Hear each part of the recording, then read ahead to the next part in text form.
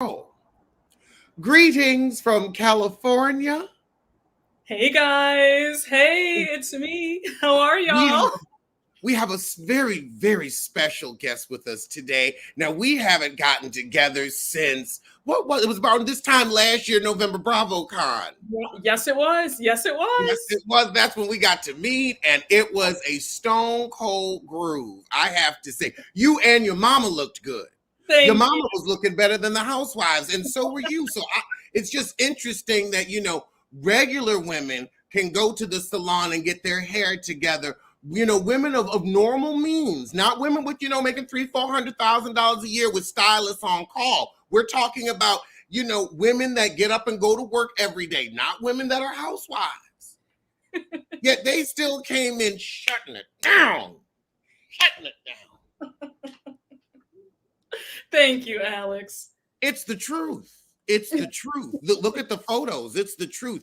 I mean, then again, it's not hard to outshine Gizelle. It's not hard. It's not hard. It was light work for y'all. But let's start with New York. Let's do it. Let's start with our disappointment.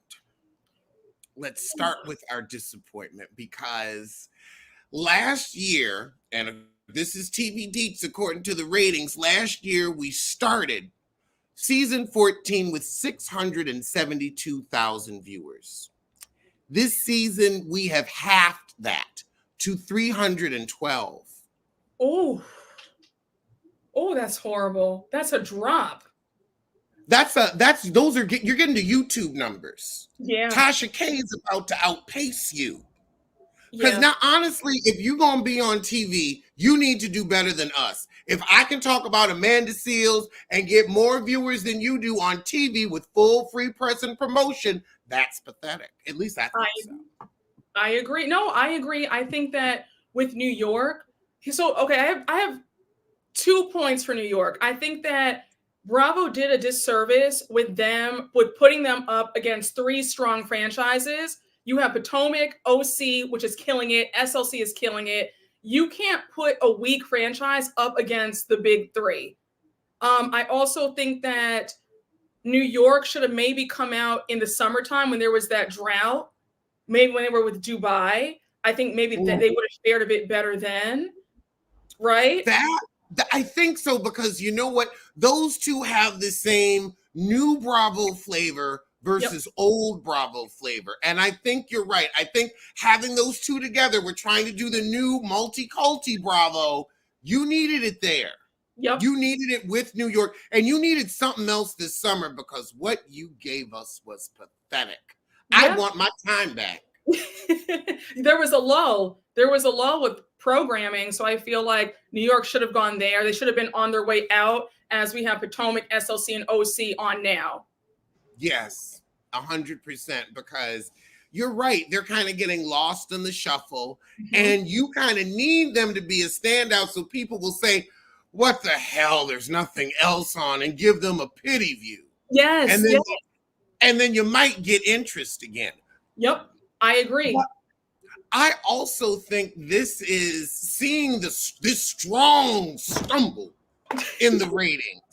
I mean, these ratings fell like Luann did in the bushes. These ratings fell hard and fast. And really, it shows the new show, it's not white enough for the white people, and it's not black enough for the black people. And I kind of feel it was the same with Martha's Vineyard. Summer House, Martha's Vineyard. I feel that also, like, it didn't strike the chord with the black Bravo fans that they thought it would. And a lot of us reviewers, we were really trying. We were lifting the flag. We were waving. We were like, come on, they've given us a show. The audience was like, sorry, Amir don't like black women. We don't like the show.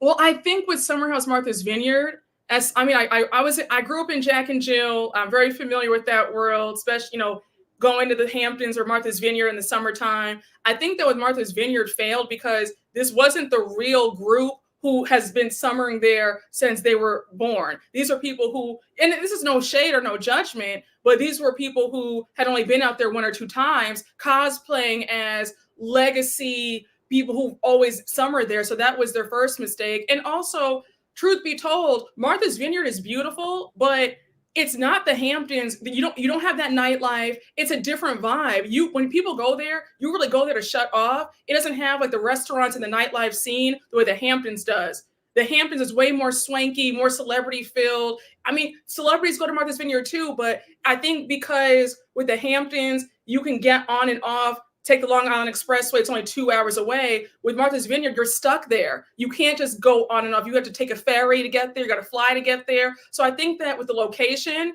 and the fact that this wasn't the legacy group who was gone out there for years and years and years, I think that's what hurt. I'll say they was broke. They were broke and they looked broke. They looked desperate. They looked like, I mean, they was like, I ain't got no new clothes. I'm waiting for this week's episodes check to clear. When's it going to air? You know, can production bring us some five? They was eating real production food on that trip. Real production. And you could tell. And the thing is, when everyone complains on the Housewives shows, like New York, getting back to New York, we're kind of seeing some elegance, some wealth, some opulence. That's why we tune in. You are Housewives. This is supposed to be a takeoff of Robin Leach's Lifestyles of the Rich and Famous. I don't even know if anybody remembers that. But it's like, we want to see, wealth, and we were not seeing it on Martha's Vineyard. I know we weren't. Because it's funny. The people who actually go there all the time and have the money, they don't want to be on TV, and they're not. And not trying to be mean, but a lot of them are not that interesting for TV anyway. So they wouldn't bring the drama anyway. So you're going to get this crowd versus, I don't know. It's just different. I think that maybe they could do like a Summer House Hamptons again. But maybe do a black crowd, because Hamptons has a huge black population out there too. Maybe do Summer House and Sag Harbor. Sag Harbor's right there. So do that. I don't know. I could see that. And speaking of the Hamptons, since they were just there this last trip, what do we think about Jenna's car, first off? The new flying Spur. I loved it. Gorgeous. I loved it. I was like, did you buy a $200,000 car just because that heifer said you couldn't pay a $200? I could see her doing it. Same. I could see her. I was like, bitch, you did. You did, though. You did. I know you did. And you would never tell anybody. And you would look at somebody and say, you would really think that? And you might just give the slightest little wink. The slightest little wink. But what do you think? The horrible. I think that Raquel is boring. I keep forgetting about her. I don't know why they added her on. I'm not interested in her storyline. I don't even know what her storyline is going to be. And I think that Ubah's trying way too hard. I couldn't make out what they were fighting about in this last episode. I zoned out. So I kept hearing Ubah saying pigeon this, and I zoned out. I don't know, Alex. What did you think? I will break it down for you, because I had to look for a fart to find, but I found one. Had one in an old Amazon box. So I dusted it off and put it on so I could pay attention. Suba is trying to be on Sai's side since she has no plot line of her own and will show her man. So she's like, Bryn, you're twisting stuff and you're getting in Sai's friendships, and why are you worrying about what Sai has going on? Basically taking up for Sai so that nobody notices. What are you doing? Are you even selling that hot sauce? I forgot about that. She's forgettable. I think that I maybe because she's Chanel Leon's cousin, they got her on. I don't know, but Nepo, it ain't working. She was not that good. The first season, they brought you back and they told you, okay, look, you're going to have to do something. But calling people pigeons, that ain't it. Well, I had heard that for the last season, The only reason why because originally, this is all allegedly, but I had heard that she was supposed to be a friend of the show. And remember how they had casted that other white woman? She used the N-word and they fired her. She had replaced that woman. So that's the only reason why she was a full-time cast member, because she was supposed to be only friend of. Oh, she has a friend of air. Yes. She would be a great friend of where, okay, you're stirring the pot a little bit, but you're not willing to give really anything of yourself, or like you said, maybe you're just not that interesting for television. Yeah. Doesn't mean you're a bad person. I agree. I don't think she has it. I know. I don't mean like that. I didn't mean to say like It's the truth. It's the truth. She doesn't have it. When it comes to modeling, I've seen her pictures. Stunning. She has it there. Yep. It transformed, but not when she talks. No. Not when it's like, get you some business and then bring it on the show. You can't be that reserved on a show like this. Now, then you have Brynn on the opposite side. And I love how everybody is sick of her, I'll date your dad, but don't insinuate I sleep with men for money. And then this whole like Jeff Lewis on, Aaron was on Jeff Lewis, as they all now are on Jeff Lewis, because they all do the little podcast rotate. That's fine. Jeff asked, do you think someone's helping her financially? Which one is not that's not a bad question. No. He didn't say, is she slinging it for a dime? He didn't say that. He said, is a man helping her? That insinuates relationship. Aaron said, no, and not a sly, no. No. It was an honest, firm no. Like you would say on a witness stand, no, I do not think that. Yeah, she said somebody else made a joke and she giggled, and now Brynn wants to be mad at it. It's ridiculous. And like you said, it wasn't a sly no. She said, I've always known her to work. I've always known her to have a job. That was in clear defense of Brynn.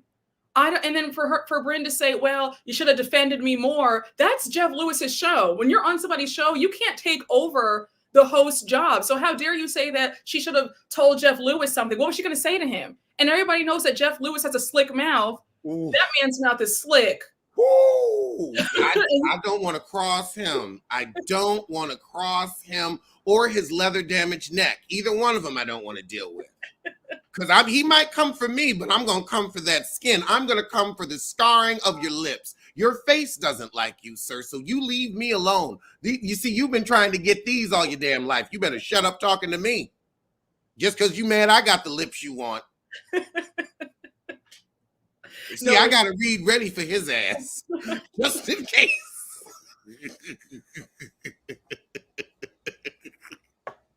Alex, I'm screaming. He's just one of them ones. You got to have something ready for him. You do. His mouth is, at BravoCon, we saw it firsthand. His mouth is lethal. Mouth is lethal. Oh, we really need to host a panel this year at BravoCon.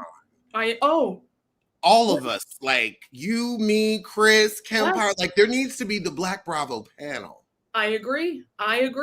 What do you think about Bravo Fan Fest next month? I've seen little bits of it, and it doesn't seem like it's anything worth traveling to. I mean, now moving back to Philly, so now that I'll be in the greater metro area again, I can see getting on a train for an hour and a half and hopping up for something like that. But it's only like, 3 or 4 episodes of Miami? I don't want to sit and watch a movie. If I'm coming to an event, I want a good 40 minutes of, them being interviewed by somebody, getting new, fresh information, and then 20 minutes of Q&A where I can run up and ask you something that will land me on page 6, like Teddy Mellon, like Kyle Richards. Why do you keep thrusting Teddy Mellencamp upon these women when they clearly don't like her? I think it is going to be, it's going to be like a mini, they're doing little mini panels, but it's only one day though. And they want 3-day prices. Is it going to be easier to get tickets this time? Yeah, they haven't sold out. It's in Miami. It's in Miami. Oh, Yeah. ain't nobody going down there. It hasn't sold out yet. They still want the. Yeah, it hasn't sold out yet. How much were the tickets? I was watching Chris. Shout out to Chris C Diggy one. Mm-hmm. But Chris did his live on it. The tickets were $7 for VIP, and I think $2.90 or $3 for general admission. Mm-hmm. Ass whoopings. Ass whoopings are needed. Ass whoopings are required. And it's only my mother would say they need their ass whooped. They need their ass whooped. $700 and VIP. Honestly, after last year's BravoCon, I don't know if I will try for VIP, because as long as you know where to go, like to go to the smaller rooms if you actually want to get a picture with somebody. I heard the VIP people were not happy. They did not get free drinks. They did not get free food, and they didn't get access to the people that they wanted. Well, okay, so when I went to the one in 2022, they had the VIP room was phenomenal.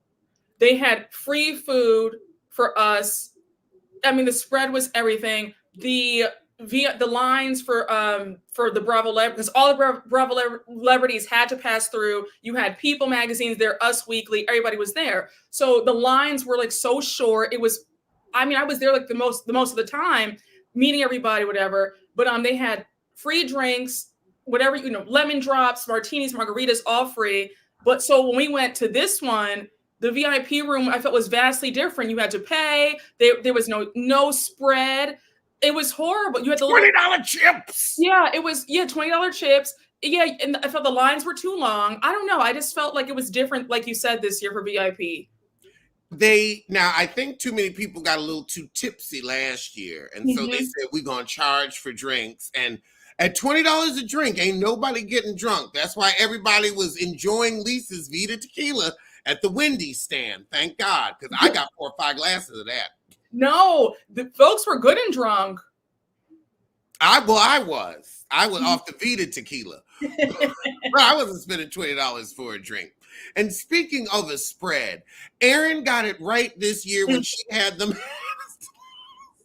I was like, good. That's what it means to host a party. Having enough food where you sending them caterers home with something. Yes. Yes. 100%. I couldn't do it. Let's see, what else is really going on with New York? Nothing. It's been dry. It was such a juggernaut. And is it these women that aren't interesting? Is it that they should have just done a Black New York that it's not interesting? Is it they're not wealthy enough so it's not interesting? I think it's a combination. And I also think that, in the words of Nene Leakes, starless. Scarlet. Ooh. Astute observation. They're a likable group of attractive women. Yep. And they can be, I feel like they would be much more interesting on their own than together. They're trying too hard. They're trying too hard. That's ultimately what it is. Erin's too uptight. Now Sai is going the opposite direction. She's so aware of what the viewers thought about her. Now she's trying to do damage control every single episode. I'm trying to be nice. I'm not trying to be the mean girl anymore. I'm in therapy. It's like, just be yourself. Like, just let it flow. She's just too aware. It's taking the fun out of the show. And I mean, you can be mean on these shows. Look at Tamra. She's made a career out of it. But like, that's who she is. That's the core of her. Sai is trying to, Sai is trying to give us badass, and she's really not, So I don't know. I can't explain it, but I think it's a mix of all that you said. Plus, they're starless. I think the starless factor that we can look back at, the OGs and say Dorinda, star, Bethany, former star turned ankle, Sonia, star, Luann. I actually saw Luann's cabaret out here, and it was a good time. It was a good time. So that's true. They all were stars. And then you had like your Tinsleys and your, the other ones that were like great B characters. Yep. But they would keep a star. I mean, Housewives of OC. Who would be a star there? Shannon Bedore, hands down. Sharon Bedore. Oh, you always call her Shannon. I don't feel that she's entitled to my respect of getting her name right. Why? What? Why, Alex? I can tell how she's voted, so I'm gonna call her Sharon. I can tell how she's voted in the past few elections, so I have a healthy, I don't need to respect you for her. But that's all of them except for Heather Dubrow. And I mix their names up a lot. I have a lot of choice words for heartless harpies. But, okay, so despite how you don't really care for Shannon, though, could you still say that Shannon out of that group, though, is definitely a star of the show? Yes, she is I don't know if star is the right word, but you know what she is? She is the cancer that keeps that medical team of a show going. She is what you always need to treat or operate on or radiate. What? No, but Alice, you can't say that though. Not when you have Tamra there. Oh no, here's the thing. Real Housewives of OC is a sick body. It's stage 4. It's in the lymph nodes, honey. It's in the lymph nodes. I am screaming. You have no mercy on OC. No, they don't have any mercy on me. So I ain't got nothing for them. Well, but a hard time. Okay, so let's just say this though. I mean, I have such a soft spot for Shannon. If you don't think she's a star, an anchor, you would say she's an anchor of the show. Yes. Yeah, a mold-covered, barnacle-filled, bottom of the sea anchor that drags you down. Yes, but I do feel bad for what John has done to her. How John has treated her, the whole lawsuit thing. It's wrong. One, you know good and damn well when a woman borrows money from you, you ain't never gonna see it. No. I would say this, don't even act like you know how much I'm going to take out. Give me your phone. I'll take out what I need and leave you the rest. Just go on and just give me your card. I'll swipe it. Don't even worry about it. Throw the statement out this month. Yeah, I'm like, I was always raised that, a man gives you gifts. And my mom would have yelled at my dad if he would have ever said, "Oh, pay me." No, you don't pay a man back. No. My grandma was like, "No, a man gives you money and he treats you and he buys you gifts. He doesn't get any of that back." No. I mean, especially for plastic surgery. Look, I ain't looking at me. You looking at me. You looking at me way more than I'm looking at me. You need to be paying. You wanted to look better. Exactly. The hell? You need to be grateful. I'm going in to get this shit resurfaced. For your ass. You looking at me way more than I'm looking. The fuck? You need to get surgery. Exactly. And like I said in my OC recap, a woman can't get her time back. She can't get all the sex that she gave back. So no, you're not getting this money back. He wasn't even spending money. He wasn't. She said she was paying for trips. I'm like, I couldn't imagine being a white woman and looking for my wallet ever. Maybe if I needed an ID to get a plane ticket, that would be the only time.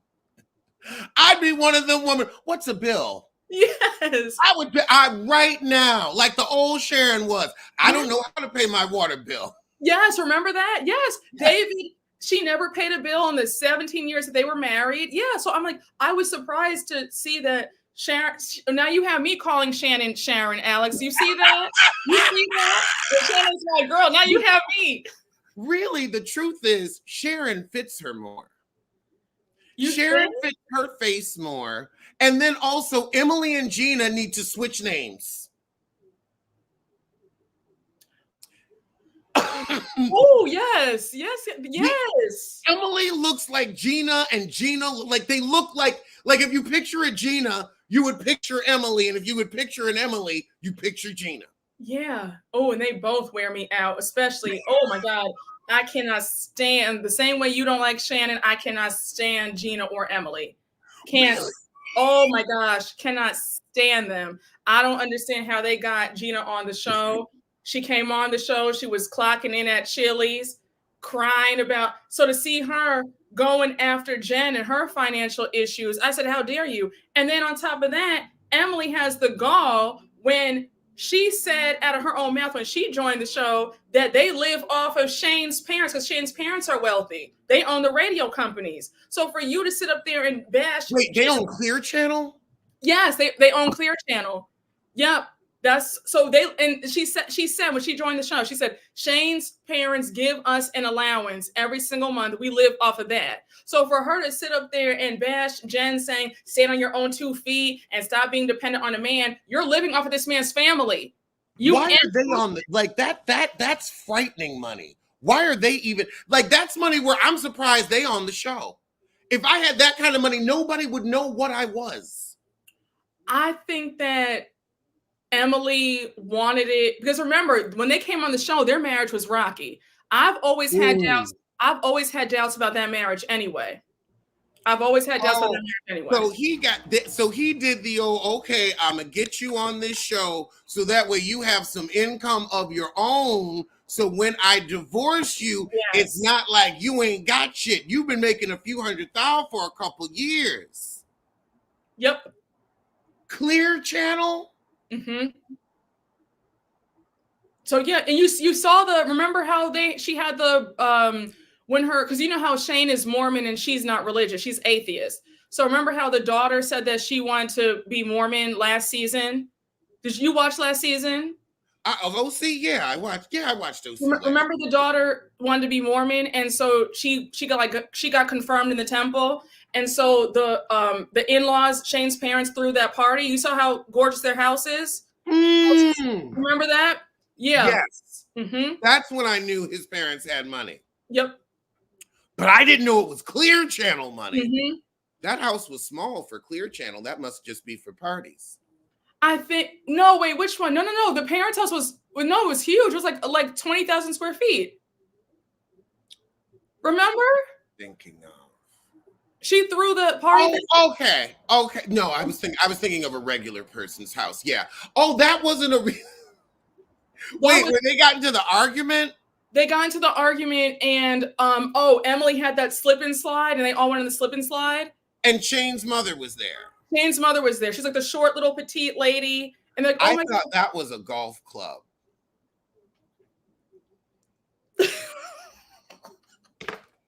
Alex, you need help.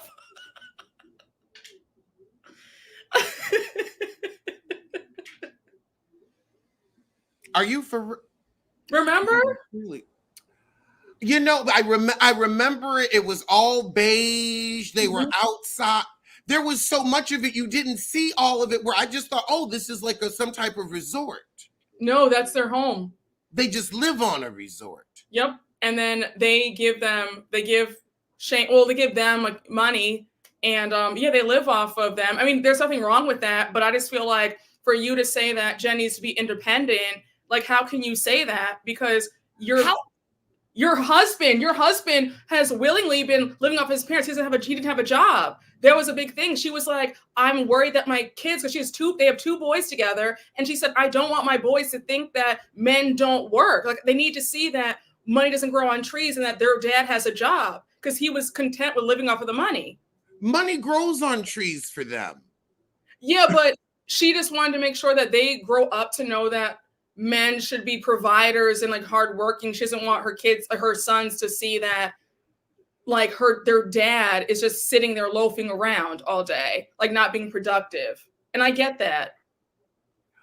I guess. I mean, I don't know. I don't know, because I know a lot of like people that have had kids and then just like they don't have to work, or they don't have to work as much. And they're like, I want my kids they want to spend time with them rather than being like, no, you have to see me work. But I could get that too. Mm-hmm. That's the first time I've heard it from that perspective. Yep. And I totally get it. She just wants her sons to know, like, be productive members of society. And so that's why he was so hell-bent on passing the bar exam. And when he finally passed, so like, when you know how he's working in a law firm now, he's not doing it for the money. He's just doing it just to get out the house and like show his kids that he has a job. It's like, it's for his self-esteem. And like, again, it's for his self-esteem. Yeah. I would do something a little less strenuous for my self-esteem. I don't know if I would need to be a lawyer for my self-esteem. I think I could stop at a 4-year degree for my self-esteem. But that's just my self-esteem. His self-esteem might be a little higher. That's okay. That's okay.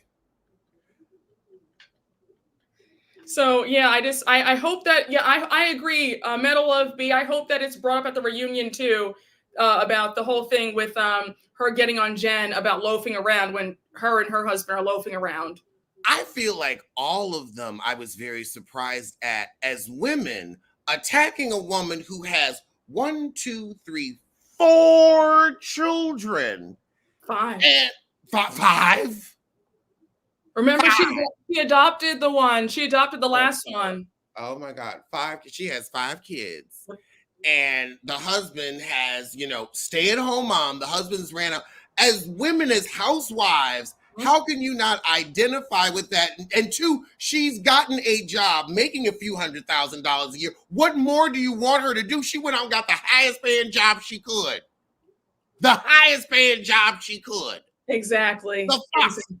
I agree. I know it's jealousy. I think it's jealousy of how she looks. I think that it's jealousy. I think that because they have more money than her, it's not always about that. People can be jealous of your essence. They can be jealous of your charisma. They can be jealous of your looks, your personality, how you have talents and they don't. I think that they're jealous of the fact that she still looks great despite her having financial issues. She rocking that broke Rolex.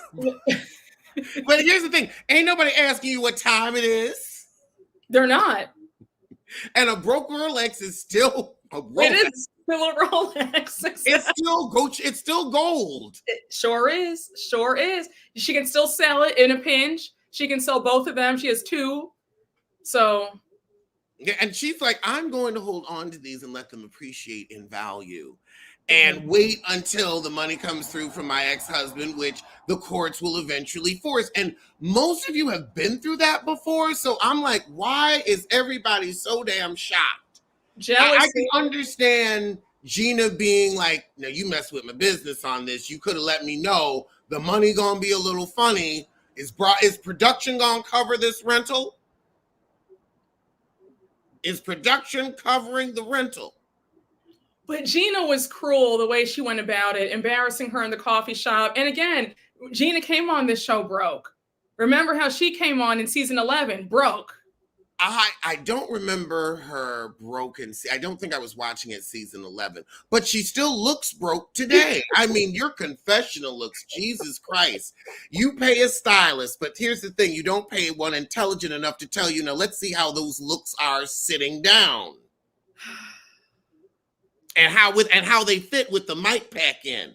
Because I tell every episode, every reunion, I tell these ladies, go a size up because you got to put that mic pack in there and you're going to be sitting. Mm-hmm. You want it to look like it looks when you're standing. It's going to be a little baggier standing, but then when you sit with that mic pack in there, it's going to shoot and give you right what you want. Yes. But you get that regular size, it's going to go shoot. And then no matter how fit, no matter how flat, it's going to look too tight. Mm-hmm. And too tight, no matter how fit, we ain't making fun of fatter bodies, nothing like that. No matter how fit, it's like a squash breast does not look good. It's true. Bronx. See, he sees me talking. He's like getting under the bed. He ain't never gotten under the bed before, but want to get new when I get on the phone. Okay, I see you. But yeah, Gina, I'm glad you're doing real estate. I'm glad you're using these connections. Use Heather's rich friends, because if you had sold one of Heather's homes, that would have been like a $2.3 million commission. Yep. But they're not good present day. No, well, they'll get back right, hopefully. I do feel like they always like Heather doesn't really. I don't think Heather want to be bothered with any of them. Mm-hmm. When she was on Watch What Happens Live, Andy asked her, "Oh, so you bought this house in Beverly Hills? Are you thinking of joining Housewives of Beverly Hills?" And she looked at him very strangely for a quick second, and then she said, "I think that would be something you and I would have to talk about." I saw that. Yes. It was just like, I was just like, Andy, like, what, did you forget where you are, who you are, what's going on? Like, she's like, I don't think I can make that decision really on my own. Like, is the slot open? Is it off? Like, I'm just buying houses. You putting it out there, not me. Now, maybe I did buy a house there for $40 million for more than one reason, but okay. You ain't offered nothing. I don't know why you asking that stupid shit. And she got the house for a steal. It was on the market for what, 48? And she got it for 16. Mm-hmm. I was like, whoa. Yeah, if you only have a few extra mil just lying about, you can make a fortune.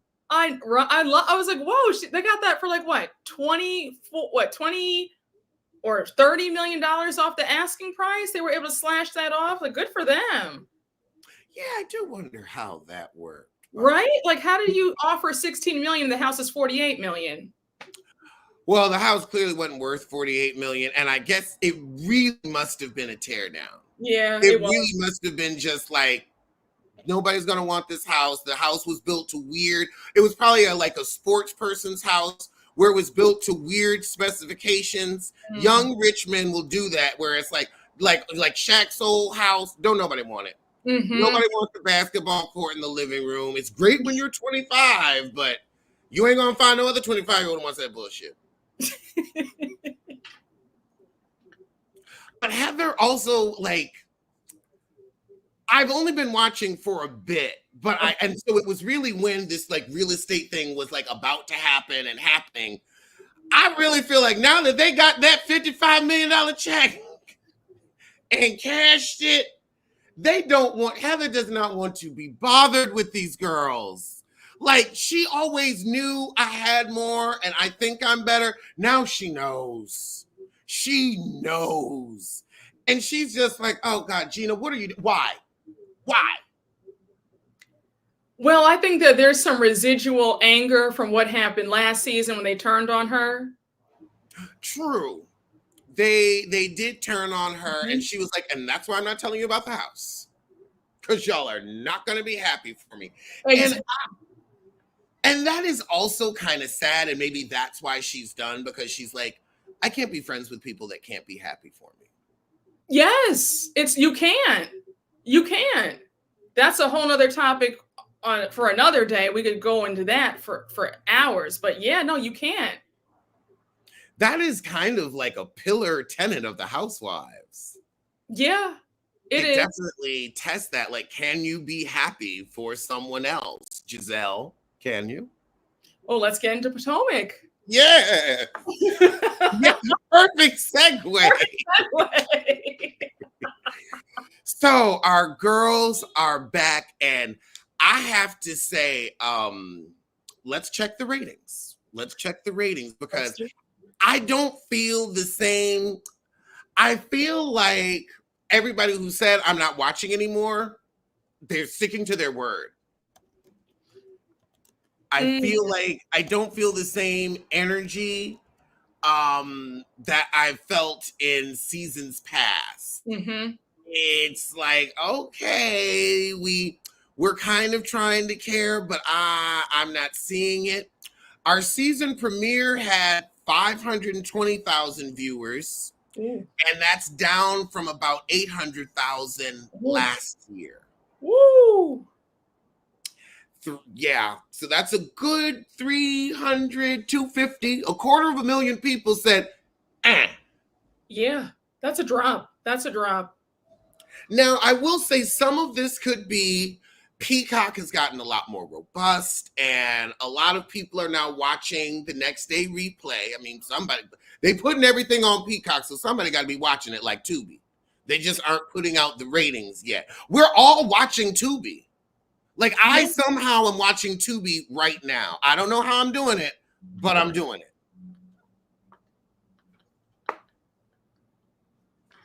Yep, people are saying I stuck to my word, but I see the reviews only. Yes. Well, they dropped the taglines today. So let's talk about the taglines before we even Let's get do into it. the episode. So first we have when the girls are away, it's time for Gizelle to play. It's okay. It's okay. Yeah, It's not bad. it's Gizelle. It's It's Gizelle. it's not the word on the street for the last 7 seasons, so I'll take this. You know what? That's true. Growth. Yeah, growth. Yes, growth. I quit grading, but I'm still passing judgment. Okay, Wendy. That's okay. That's cute. That's cute. Little professor. It's cute. That's cute. It's a little like this is what I'm doing this season, a little foreshadowing. Yes. Yes, yes, yes. Marriage may be temporary, but ink is forever. Mia. Is Mia serious? Is she ever serious? Oh, I don't love it. She couldn't have picked something better. I don't know. Then we would, if she was gonna pick something better, she would have started with the men in her life. That's true. You know what? I guess it's not bad. It's not bad. It's all right. From kiddie pools to the dating pool, I'm ready to dive in. Is that Ashley? That's Ashley. I can't stand Ashley.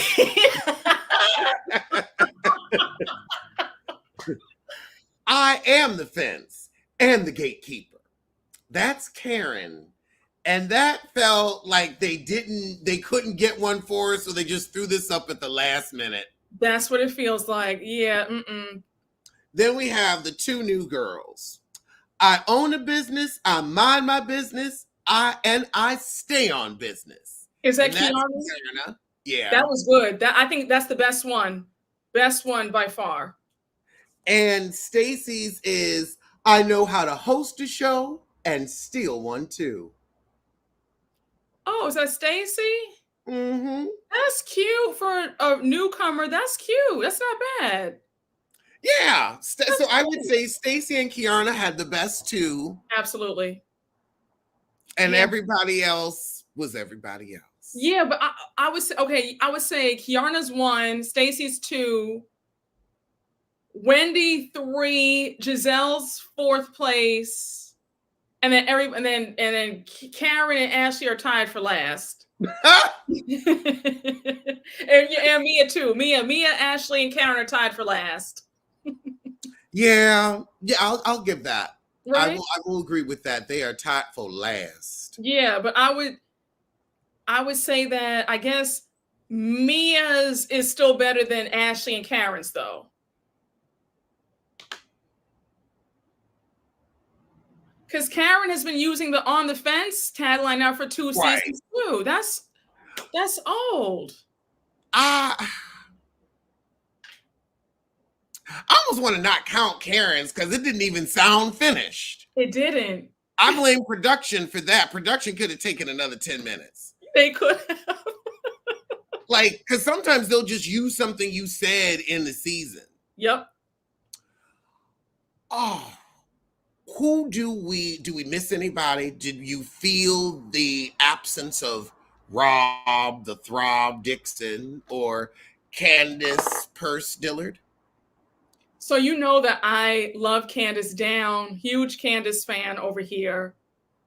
But I have to say, not that I don't miss her, but let me put my words careful. I don't want to seem like I'm shading her. I love Candace, but I can still acknowledge that I'm liking the flow and the rhythm even without her. And that's not to say that she was not a great housewife. She was great, but I'm liking this energy. I like Jossie a lot. Jossie is a friend of. She's bringing that energy and that fight. I'm liking this cast so far. So I am too. I don't miss Rob. I didn't miss Candace. We forgot about NECA. Oh, forgot about her. Forgot. I mean, all about her. Like NECA who? Exactly. And you know, her friends came in my DMs when last season was going on, and they had told me that, remember how when it was announced that Candace was leaving and Robin had gotten fired, and they said, well, it's rumored that Nneka's gone too. So Nneka was doing that press tour. She paid the Shade Room $20,000 to interview her, and then she paid to get on Dish Nation. So her friends came into my DM saying, oh my gosh, Brooke, they fired her, but she's too sad to admit that she's been fired. She's hoping that Bravo is going to hire her back. That's why she's paying for her press tour. But we're telling her this is stupid. Like, they were airing all her tea. They were telling me that her money wasn't even as long as she was saying. They said she bought the house just for the show. It was obvious. It was very obvious. And I think the girls that rent are smarter. Yeah. Mm-hmm. It's like, one, you don't even know how many scenes you're going to shoot, how long you're going to be shooting. And I could see, for safety reasons, not wanting people to know where you live. You never know what stunts people gonna pull. There's a whole bunch of people in and out that will then know your address. And then those people will have other people that know that address, different deliveries coming to your house. I could see being like, I don't need anybody in my house. Yep, I agree. Like on Black Ink Crew, they got teased so bad for their apartments. The next years, they use productions apartments. And if you don't believe me, go back and watch them after the first season, seasons 2 through 4. And when they're in Caesar's apartment, look at the refrigerator. And it's white people on the refrigerator, because I was friends with the producer whose apartment he used. Yep. He said, if you ever look at the refrigerator, it's me and my sister on there. No. Yes. Wow. Yeah. So, and then you got Rob Dixon showing up in a fake outfit with fraudulent pizzas showing up. No, I don't want nobody with my damn address. People driving by your house, Monica's and whatnot. But before we get to Salt Lake, we got to finish Potomac. So, yes. Karen's DUI. Karen, I'm sorry your parents are gone, but grieving them is not an excuse or a reason. We're going to need you to come up with something better. But also the women trying to question you, knowing it's an open case. And also, what is there to question? The heifer was drunk. She got in an accident. We're glad she okay. But I guess, you know, and one of my subscribers made a great point. Karen should have sat this season out if she could not talk about this, because with her DUI case, which is different from Shannon's and a lot of other people's, she refused the breathalyzer. So now she has to fight and contest that she wasn't drunk and this was really an accident. So that's why she keeps referring to it as an accident, as not a DUI, because it's an open case and she refused the breathalyzer test. So this puts it into a whole different realm. So hearing that, knowing that, now I understand why she's not talking about it. But I feel like because of that alone, she should have sat this season out, because it's not really fair to the viewers where she can't talk about anything and she's not saying anything. She's getting upset with them for asking her questions. And we all feel like, girl, you're wasting our time. She was better off sitting out and then waiting until season 10 to come back after the case is settled and then talk about what really happened, in my opinion. I could see it. I could see her, like, what else are you going to talk about? This is the elephant in the room. But she got to pay for Ray's elder daycare and his tax, and make sure he ain't getting no more tax trouble. So I can also see her being like, look, I got LaDom to promote and checks to clear. So I'm signing this contract if it comes in the mail. No, you're right. I get it. Also, when the accident happened, she might have already been signed on. Yeah. There might not have been, it might have been too late where it's like, oh, I can't drop out now. There could be like, I might not get hired back again. That's true. Yeah, there is that fear that they get because they feel like, well, I don't want to get on. Then they don't want to miss anything. And then you're not invited to BravoCon. So I guess it's all that going. Yeah, but I get what you're saying, but I still feel like I might have dropped out because I don't know if you can't talk about, you're wasting everybody's time. And I don't know. It's But hard. also, but what is there really like with Sharon? There's a lot of meat to this DUI because it happened at John's house. Yep. And that like adds a layer to it. Karen, it's your second DUI. Like, it's like we've seen you get drunk on this show for years. Like, I don't have any questions. I know. Karen acted like Karen. It was irresponsible, and I hope you really learned this time, but I don't have any questions. I just want to pass you a non-alcoholic drink or take your keys. I ain't got questioned the first. I know what I need to know. I mean, really, what is there? She's trying to blame the grief, and I'm like, girl, you've been blaming your parents for a long time now. I'm sorry, that excuse card has run dry. It has run dry. I said it in my recap. I lost a parent, and I'm 30 years younger than Karen. So I've never gotten behind the wheel drunk. As sad as I've been, I mean, come on, it's unacceptable. She knows better. It should have been an Uber. The minute she had more than 2 drinks, Uber immediately. And then Potomac, the roads are dark. There's no street lights. Deer jumping in and out. Just take an Uber. Really? You have the money. You can take a car service. Yes. Uber Black if she wants to do that. Dude, I mean, what do we think about Gizelle without Robin? Because she's been trying to be, what's the word? What word do you think she's been trying to be? Now, let me just start off by saying season 1, let the record show, I didn't have my YouTube channel then, but I actually liked Gizelle a lot. She was my favorite season 1. I thought that Karen was pretentious.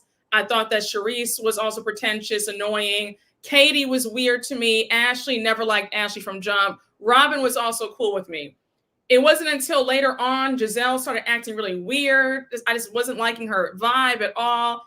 The last 2 seasons is very, very interesting behavior. A certain word comes to mind with the C word that, ends with ist. Yeah, very, very much. That's how I felt, right? So I never thought in a million years that I would get like that season 1 Gizelle again. And I'm starting to see this is the Gizelle that I actually like. I mean, Gizelle is actually enjoyable so far.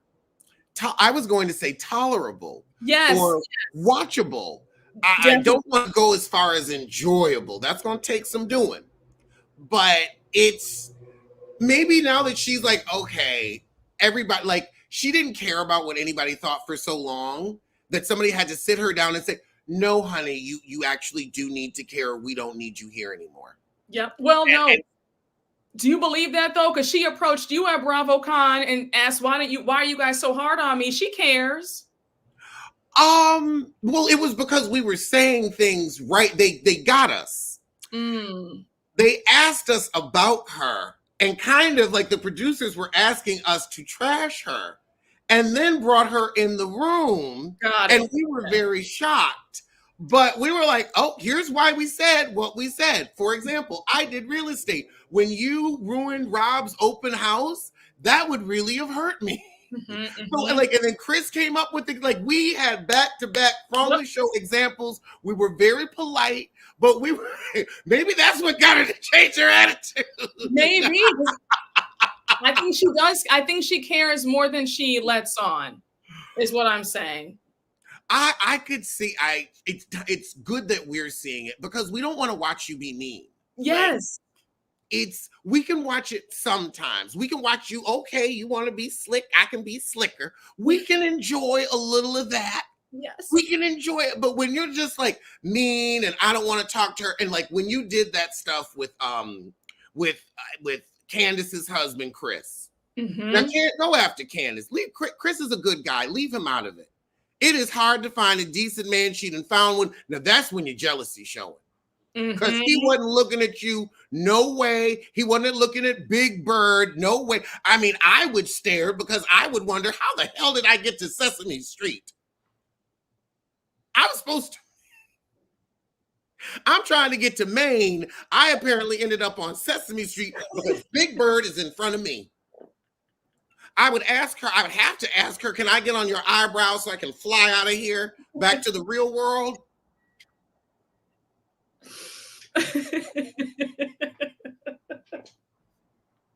Eyebrows looking like eagle wings.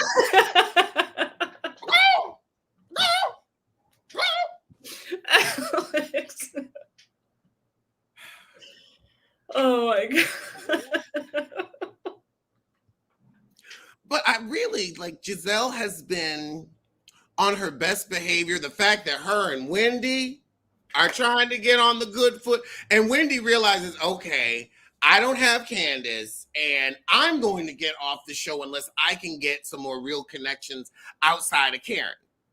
And now you don't have to fight with Rob no more, Nope. so y'all can bury the damn hatchet. And Gizelle knows I need to not look like a colorist. So, you know, I'm hoping this isn't the truth, but I get that funny feeling because if you watched Wendy's interviews, she's been saying that this is the best season that she's had ever since she joined the show.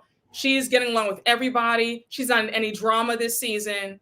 There's a part of me that's wondering if they're going to let her go after this season. Like, you know how sometimes they'll let you go, they give you, they send you off on a high note. I wonder if they're sending her off on a high note where she gets along with everybody. Because for us to have Jossie, Stacey, Jacqueline as friends of and newbies, all of those with this cast, it's apparent that they're going to replace somebody. So I wouldn't be surprised if maybe Ashley and Wendy's jobs are up for grabs. I would say Ashley's been here since inception. Mm-hmm. I want Wendy to be able to have a little more time without constantly being attacked. Same here. I would hope that they're not going to send Wendy out on a high note. And also, if she's getting along with everyone, then she could be the Cynthia, and that could keep her. Ashley will never be a Cynthia because Ashley will never get along with anyone. Her forehead's too big to fit in the room. Well, no. In the room where everyone gets along, Ashley's forehead is too big. She can never make it through the door. Well, but you know, though, Ashley is production's pet. And I've heard from several people on the inside that she has pretty much told them she will do whatever they want. So they're not, I don't know if they're going to ever let her go. So it's stuff like that that makes me worry and wonder if they do let anybody go, would it be Wendy? And remember in season 6 when they brought Mia in, it was rumored that Mia was supposed to be replacing Wendy. And that's why they were clashing that season, because Mia was supposed to be her replacement. So Wendy's job has never been secure. So I don't, and then also when she got into when Mia assaulted her in season 7, they obviously let Wendy stay because they knew that it would look bad to have her get assaulted, and then they fire her. So it was like, okay, so, you know, I'm wondering, I hope it's not the case, but I'm wondering, are they trying to send our girl out on a high note? Because other seasons they were trying to allegedly get rid of her.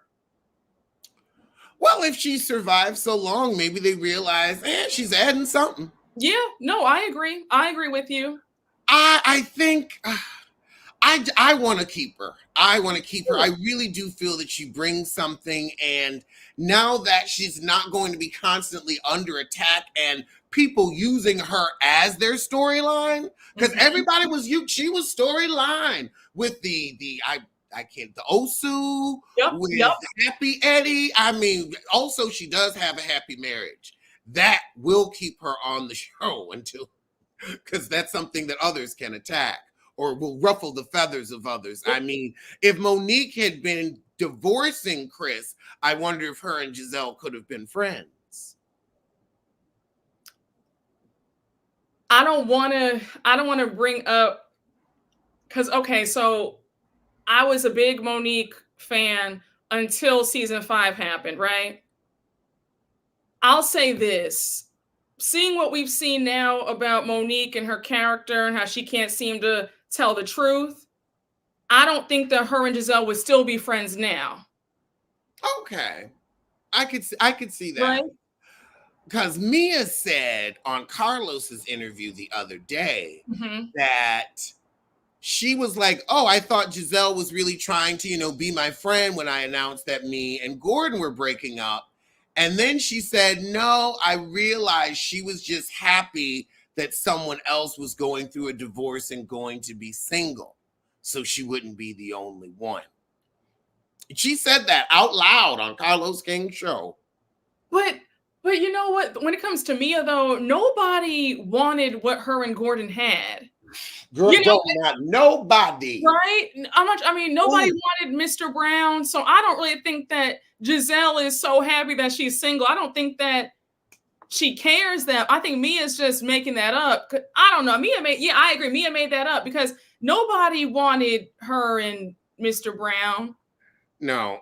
So I could see Gizelle, I could see her being happy that somebody else is single.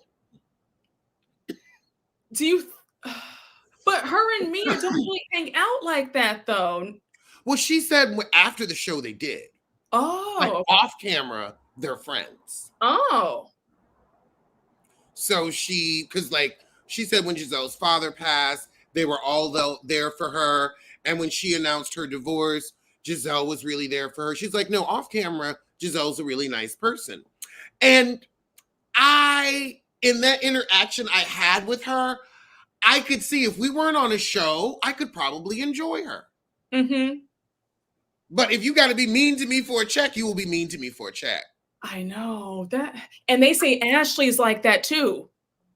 Ashley, they said this is all an act for her too. Like they said in the real life, she's actually a good friend and she's lovely. But on the show, she switches and she is in this full actress mode. But I don't really believe that. I feel like who you are comes out at the core. I don't know if I believe that these women are such great actresses. I don't know. Do you?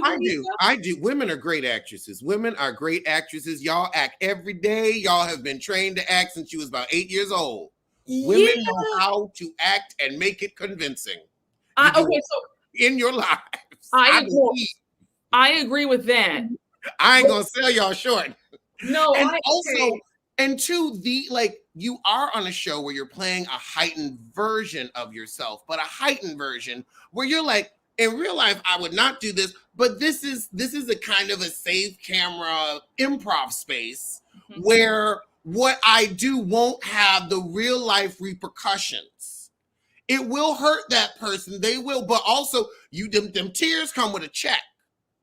That's true. And they keeping you on the show too. Mm-hmm. Or because they could be giving you this right here. And tell you to get on the right team. Alice, please get off of my line. Please.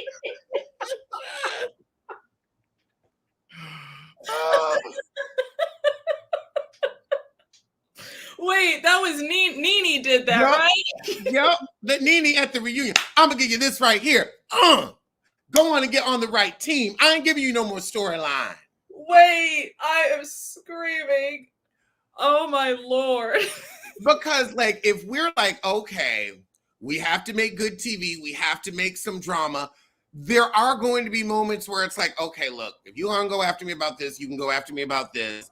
Don't talk about my kid. That's a no. Or because people do have things that are going on in the background that other people know about. And they're like, we're not talking about that on the show. We're not bringing it up.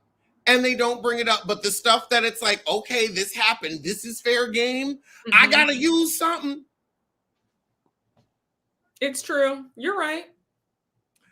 So I can see both. I can see where maybe they do have a little ain't shitness in them. Mm-hmm. But I could also see where it's for how many hundred thousands of dollars?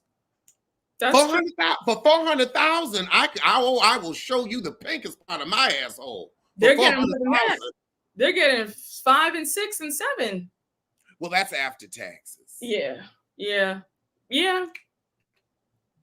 You're right. Good living. It is. That's a damn good living. Mm-hmm.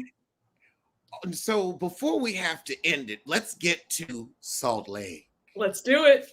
Our Salt Lake heifers. Now, I feel like this is the season 5.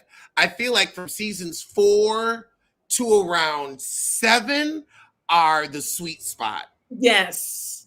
That's when you've got your core 4, and then you've got a few interesting in orbit, but it's like we know these women enough to where we care about them. We want to see the drama. We have the ones that we like, the ones that we don't, but even the ones we don't, we can still tolerate. Yes. Mary is back and has just decided to be a fucking housewife. And it's like, oh, so this is what everybody else saw, because you've been giving us nothing for years. And finally you said, okay, I'm gonna activate. She is an absolute delight. She's been a pure joy. It's been a complete 180. I mean, she is fully engaged. Every scene, the way she clocked Heather at the end of this latest episode, perfection. She's being open about the issues with her and her son, with his substance abuse problem. I mean, she's giving it to us. And also the karma of now your son is one of the black men you'd be nervous to see outside of a 7-Eleven. My God. Lord, today. I thought, I was like, won't he do it? Won't he do it? But Mary's activated. Meredith, I just don't know if this Alibaba plotline is going to be enough to keep you on the show. Meredith, I need you to bring back Brooks. Your son is a better housewife than you are. I'm sorry, I hate to tell you, but it's true.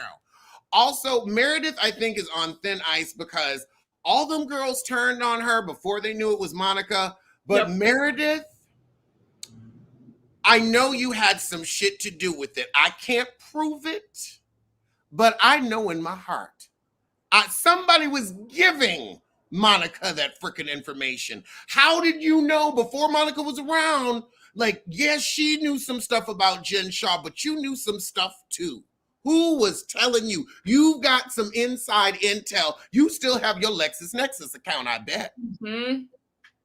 I bet you do. You can find a lot out on LexisNex.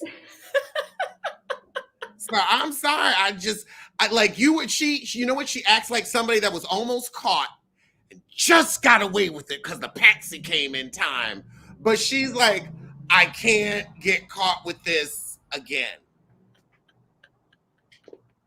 You said the patsy came just in time. I'm screaming. Just in time. Like Apollo for Phaedra. Just in time. But I think like you said, though, I do think she's on thin ice because she only got 30 seconds in this latest episode. And I forgot all about her. Without Brooks, she's not that interesting. Oof. And she also was like really one of Jen's friends for like the first 2 seasons. Then she was like, okay, I'm stepping away from Jen, but it was all about like either you were with Jen or for Jen. Then last season, they were getting ready to get rid of her because they were like, we're sick of you. Like, we know who it is who's always the one running around like, oh, that's going on. You know, that's going on, or dropping tea. We know it's you, Heifer. You ain't that slick. And Salt Lake City ain't that big. How many people gonna know our business? True. But Monica came along, and then all the focus was on her, and Meredith kind of got lost in the shuffle. Mm-hmm. But girl, you might want to skate on. Worrying about everybody else's jewelry line when ain't nobody buying yours. I'm screaming. Well, I mean, Rihanna wears her jewelry though. Really? Yeah, remember she said that? Rihanna wears this, and even Marcus. Okay, all right. So it's doing, and I looked at her website, her pieces go for same prices as Van Cleef for Cartier, 8,000 to 16,000. Okay, then if you're an actual jewelry designer and you worried about Whitney and her Alibaba, then you're stupider than I thought. Well, no, she has the mid-range line now. Remember she introduced that last season? She has the high end and she's the mid-range line that's like 100 to 500. So I guess she thinks that Whitney's stepping on her toes there. Still, though, you're an established jewelry designer. Whitney ain't stepping on toes with Alibaba bullshit unless you don't believe in your designs. I agree. Are you buying from Alibaba? No, if you in Neiman Marcus, I ain't worried about Alibaba or anything that has associated with it. Good Lord. Yep. But I guess that's all she really has since, like Seth and you are not interesting. Like, I know you want to make that marriage interesting. We don't really believe it's a real marriage. I think I would have a better marriage with Seth than you did. But that's besides the point. That is besides the point. Y'all decided to stay together for the tax purposes. So we gonna go with that. Angie, I don't think your husband is gay. But I do want to know why you're not sleeping with him because he's cute. I just think when men are too attractive, we think they're gay. And I'm like, why the hell ain't you sleeping with him? Then I'm like, he doesn't seem like an ass. No, so I wonder what's wrong there. I think just busy and stuff. Like, I guess just busy. They have 10 salons. They're on the show. And remember, Angie K has been desperate to be on this show for ages. So I think that she put a lot of her time and attention trying to get on the show. And she's neglected her husband.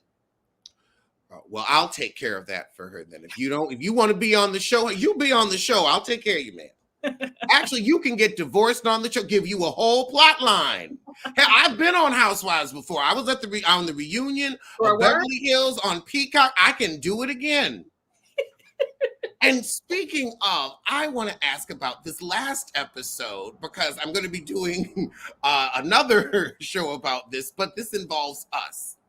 Up and Adam was on the last episode of Housewives of Salt Lake City. Shout out to him. Yes. I was like, oh my God, I know that voice. I know that voice. I couldn't believe it.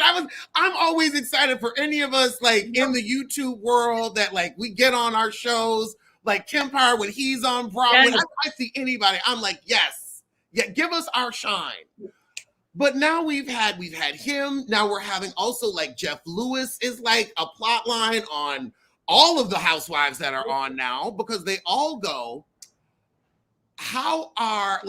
is it time for Bravo to start like opening up more to this fourth wall breaking, kind of like they're doing with New York and Salt Lake City? And it's like, okay, we realize like interviews are going to be a part of this drama. Mm-hmm. And what's said online is an issue. And if we can't address it and then have people just mad at each other for no reason. I agree. How do they move forward with it while keeping the like illusion of television? I think if they keep doing it the way they're doing it now, like it's not too much, just like the right amount of throwing it in there with, having Up and Adam calling Whitney, that was perfectly done. Then the little snippets of Jeff Lewis, I think that's well done. When they show the snippet of you at the reunion for Beverly Hills last season, I think that's perfectly done too. Because again, like you said, it is a part of the drama. It's real life. I think just keep doing what they're doing. Don't overpower the show with that, but just, little sprinkle here and there is perfect. Tasha K with Huntsville. Because it's like, I can't believe I made them heifers that man. Well, Kyle said, you were very rude about that. And she looked in that camera at me. I was like, Kyle, you've been doing this all your life. You cannot be that mad. But you brought the house down with that. I was screaming in the audience. I was like, oh my gosh. I was like, Alex, the whole crowd. I mean, before the panel was over, it had already made page 6. So you can't be surprised.